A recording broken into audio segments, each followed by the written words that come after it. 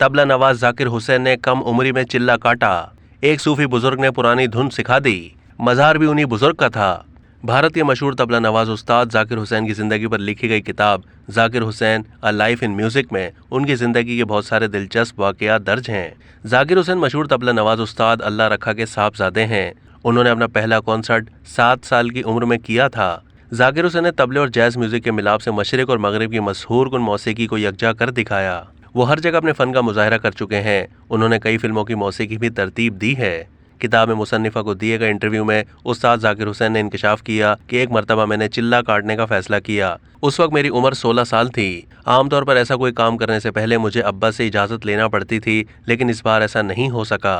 वो रवि शंकर जी के साथ तबला बजाने इंग्लैंड गए हुए थे। मैं उनसे पूछे बगैर बाबा हाजी मलंग के मज़ार पर चला गया। बचपन से मैं देखता था कि मेरी माँ भी मन्नत मानने वहाँ जाया करती थी। जाकिर हुसैन के मुताबिक आमतौर पर चिल्ले का वक्त 40 दिन होता है। मैं वहाँ सिर्फ 16 दिन तक रुका। इस दौरान मैं वहाँ बैठा मुख्तलिफ तालें दोहराता रहा। इन सब बंदिशों और धुनों को दोहराते हुए मैं ऐसा दिखाई देता था जैसे कोई मंत्र पढ़ रहा हूँ। मैं रोजाना कई घंटों तक मुसलसल वहाँ तबला भी बजाया करता था। एक दिन वहाँ एक बुजुर्ग मुझे मिले और उन्होंने चंद चीज़ें मुझे बताईं। मुझे ऐसा लगा कि जैसे उनके आने और मेरे चिल्ले की हाजिरी में कोई ताल्लुक था। बहरहाल इसके बाद घर वापस आ गया। उस दिन मैं बहुत ज़्यादा ताज़ा दम महसूस कर रहा था। उन्होंने मजीद बताया कि कुछ हफ्ते के बाद मेरे अब्बा वापस आए। माँ ने उन्हें बताया कि मैं चिल्ले पर गया था। उन्होंने बहुत गुस्सा किया और कहा कि चिल्ला पलट जाता या तुम्हारे साथ कुछ गलत हो जाता तो क्या होता।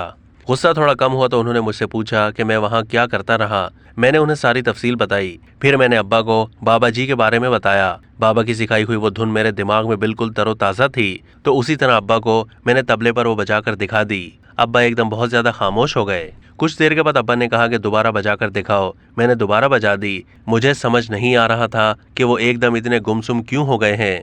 कई घंटों बाद उन्होंने रात को मुझे बताया कि ये एक बहुत पुरानी धुन है और ये मैंने तुम्हें कभी नहीं सिखाई थी। मेरे शागिर्दों में से भी मैंने किसी को ये धुन नहीं सिखाई। तुम मुझे ज़रा तफसील से उन बुजुर्ग का हुलिया बताओ जो तुम्हारे पास आए थे।